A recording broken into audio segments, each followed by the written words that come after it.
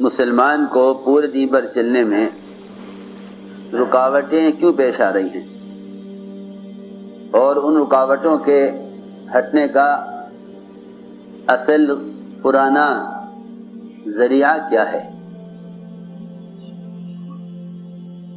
مسلمان کو اپنے دین پر استقامت کیوں نہیں ہے؟ وہ حالات کی وجہ سے یا قانون کی وجہ سے اپنے دین پر چلنے میں کیوں مجبور ہو جاوے؟ دین پر چلنے میں کیوں مجبور ہو جاوے؟ وہ یہ کیوں کہے مسلمان کہ اس زمانے میں دین کے فلاں حکم پر عمل نہیں کیا جا سکتا؟ ایسی نکمے پن کی بات ہے، ایسی غلط سوچ ہے۔ یوں کہتے ہیں کہ اگر یہ حکومت بدل گئی تو مسلمان کو دین کے فلاں حکم پر چلنے میں سہولت مل جائے گی۔ کتنی غلط سوچ ہے، کتنی غلط سوچ ہے۔ اللہ اکبر۔ ساری دنیا کا باطل مل کر ایک استنجے کی لائن کی سنت کا مقابلہ نہیں کر سکتا۔ مسلمان اس مایوسی میں پڑ گیا کہ فلاں فریضے پر عمل کیسے ہوگا جب قانون یہ ہے۔ مجھے عرض یہ کرنا ہے کہ مسلمان کو اپنے دین پر چلنے میں کلی اختیارات، اور اس کے دین میں اگر کوئی رکاوٹ پیش آ جائے تو اس پر اللہ تعالی کی غیبی نصرتیں، اور مسلمان کو اپنے دین پر چلنے میں کلی اختیارات کس شرط کے پورا کرنے پر حاصل ہوں گے؟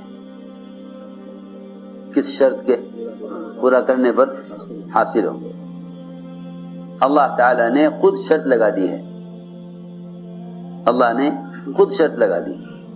اللہ تعالی نے شرط لگائی ہے کہ اگر تم اپنے دین کی دعوت پر ہو، اگر تم مسلمان اجتماعی طور پر اپنے دین کی دعوت پر ہو تو تمہارے دین میں رکاوٹ بننے والے کے مقابلے پر میں خود آؤں گا۔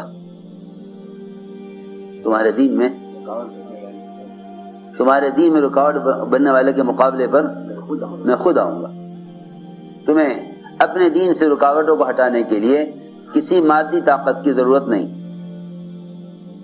بلکہ جو تمہارے دین میں رکاوٹ بنے گا میں اس کے مقابلے پر خود آؤں گا۔ یہ اللہ تعالیٰ کا ضابطہ ہے، یہ اللہ تعالیٰ کا ضابطہ ہے۔ اللہ نے قرآن میں شرط کے ساتھ فرما دیا کہ اگر تم اس کے دین کی نصرت پر ہو تو وہ تمہاری نصرت پر ہے اور وہ تمہارے قدموں کو دین پر جمانے والا ہے۔ ان تنصروا اللہ ینصرکم ویثبت اقدامکم۔ اللہ نے دعوت اللہ کو دین پر استقامت کا ضابطہ بنایا ہے۔ اللہ نے دعوت اللہ کو دین پر استقامت کا ضابطہ بنایا ہے۔ اگر ساری حکومتیں مسلمان کے دین کے کسی حکم پر چلنے میں رکاوٹیں بن جائیں اور سب کے سب ایک وقت میں مجتمع ہو جائیں،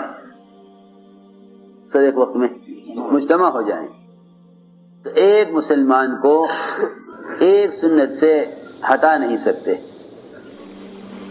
ایک مسلمان کو ایک سنت سے ہٹا نہیں سکتے۔ یہ قوت مسلمان میں اس وقت تک تھی جب تک یہ اپنے دین کو لے کر خود دعوت دیا کرتا تھا اور خود نقل و حرکت پر تھا، خود نقل و حرکت پر تھا۔ میں جو کہہ رہا ہوں میری بات توجہ سے سننی پڑے گی۔ جب سے دین اور اس کے احکام کی اشاعت نقل و حرکت سے ہٹ کر آلات اور ذرائع پر اور نشر و اشاعت پر آ گئی، اس وقت سے دین کے لیے براہ راست مسلمان کے استعمال کا مجاہدہ ختم ہو گیا۔ دین کے لیے براہ راست مسلمان کے استعمال کا مجاہدہ ختم ہو گیا۔ گویا اب دین کی نصرت نہیں، اب ذرائع دین کی نصرت ہو رہی ہے. میری بات بہت توجہ چاہے گی. اب دین کی نصرت نہیں بلکہ ذرائع دین کی نصرت ہو رہی ہے. مسجد تعمیر کرانا ذرائع دین ہے. مسجد تعمیر کرانا ذرائع دین میں سے ہے، کیونکہ مسلمان نماز پڑھیں گے تو ان کے لیے مسجد تعمیر کرا دو. میری بات توجہ چاہے گی بہت، کیونکہ مسلمان نماز پڑھیں گے اس لیے مسجد تعمیر کرا دو. مسلمان بھوکے ہیں اس لیے کھانا کھلا دو. مسلمان بیمار ہیں اس لیے مفت دوا کا انتظام کر دو. مسلمان مقروض ہیں ان کے قرضے ادا کرا دو. ان کے قرضے ادا کرا دو. مسلمان دین سیکھنا چاہتے ہیں، لہذا دین سیکھنے کے لیے سہولت اور ذرائع اپنے مال سے اس کا انتظام کر دو. اپنے مال سے اس کا انتظام کر دو. لوگ مسلمانوں کی ضروریات زندگی میں یا ان کی عبادات میں سہولت پیدا کرنے کے لیے مدد کرنے کو دین کی نصرت سمجھ بیٹھے. میری بات بہت توجہ چاہے گی. کیا سمجھ بیٹھے اس کو؟ دین کی نصرت. تم نے اگر مسجد تعمیر کرا دی تو وہی لوگ تو نماز پڑھیں گے جو نماز پڑھتے ہیں، جو نماز نہیں پڑھتے ان کا نماز پر نہ لانا دین کی نصرت کا چھوڑ دینا ہے. ان کو نماز پر نہ لانا دین کی نصرت کا چھوڑ دینا ہے. اس کے ذہن میں یہ ہے کہ میں بھی تو دین کی نصرت کر رہا کیونکہ میں نے مسجد تعمیر کرا دی. ارے نماز تو مسجد کے بغیر بھی ہو جاتی، کیونکہ اللہ رب العزت نے اس امت کی خصوصیت یہ رکھی ہے کہ ساری دنیا کی زمین کو اس امت کے لیے سجدگاہ بنا دیا. ساری دنیا کی زمین کو اس امت کے لیے سجدگاہ بنا دیا. میں کچھ ضروری باتیں عرض کر رہا جو توجہ چاہیں گی. تو جتنے بھی ذرائع ہیں ان ذرائع پر مال خرچ کرنے کو مسلمان دین کی نصرت سمجھ بیٹھا. حالانکہ نصرت کے دو رخ ہیں. ایک نصرت کرنا دین کی، ایک نصرت کرنا دینداروں کی. ایک نصرت کرنا دین کی، ایک نصرت کرنا دینداروں کی. دینداروں کی نصرت غیر مسلم بھی کر دیتے ہیں. دینداروں کی نصرت غیر مسلم بھی کر دیتے ہیں. آپ میری بات توجہ سے سننا اور سمجھنے کی کوشش کرنا. آپ جانتے ہیں کسی علاقے میں سیلاب آ جائے، زلزلے آ جائیں، ٹرینیں ٹکرا جائیں تو مدد کے لیے مسلمان غیر مسلم سب مدد کے لیے آگے بڑھتے ہیں. غیر مسلم یہ نہیں دیکھتا کہ یہ زخمی مسلمان ہے یا غیر مسلم. مسلمان یہ نہیں دیکھتا کہ یہ پریشان زخمی پڑا ہوا ہے، پانی مانگ رہا ہے، یہ پانی مانگنے والا مسلمان ہے غیر مسلم. سب مل کر سب کی مدد کرتے ہیں. مسلمان کی مدد کرنے کے لیے اسلام شرط نہیں. غیر مسلم بھی بہت سے مواقع پر مسلمانوں کی مدد کر دیتے ہیں. غیر مسلم بھی بہت سے موقعوں پر مسلمان کی مدد کر دیتے ہیں. بہت سے موقعوں پر مسلمان بھی غیر مسلموں کی مدد کرتے ہیں. اس بات کو پہلے سمجھ لو کہ مال سے مدد کر دینا اسلام کی مدد نہیں ہے، وہ مسلمان کی مدد ہے. وہ مسلمان کی مدد ہے. وہ مسلمان کی مدد ہے، اسلام کی مدد یہ نہیں ہے. کیونکہ اسلام کو قائم ہونے کے لیے ملک و مال کی ضرورت نہیں ہے. ملک و مال کی ضرورت نہیں ہے. اسلام کی کسی بھی ضرورت کا تعلق مال سے نہیں ہے. یہاں تک کہ حج جیسا فریضہ اس پر فرض ہے ہی نہیں جس کے پاس مال نہیں ہے.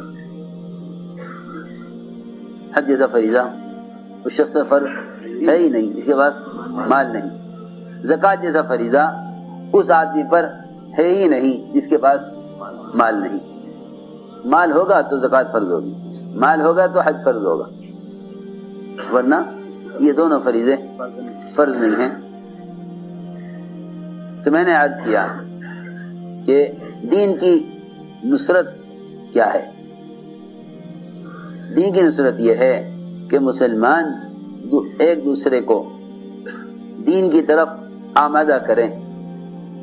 یہ دین کی نصرت ہے، یہ دین کی نصرت ہے.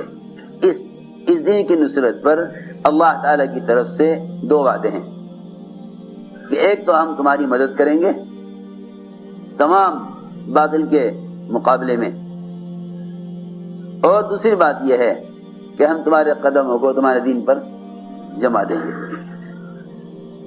تمہارے قدموں کو تمہارے دین پر جما دیں گے. اس زمانے میں لوگ خیر کے کاموں میں مال خرچ کر دینے کو دین سمجھتے ہیں. مالدار علم پر مال اگر خرچ کریں تو اس سے ان کو علم حاصل نہ ہوگا. مالدار اگر علم پر مال خرچ کریں تو اس سے ان کو علم حاصل نہ ہوگا جب تک وہ اپنی جان کو براہ راست حصول علم کا حاصل کرنے کے لیے اپنی جان کو استعمال نہیں کریں گے. کیونکہ جہل سے نکلنا بدن کو علم کے لیے استعمال کرنے پر ہے.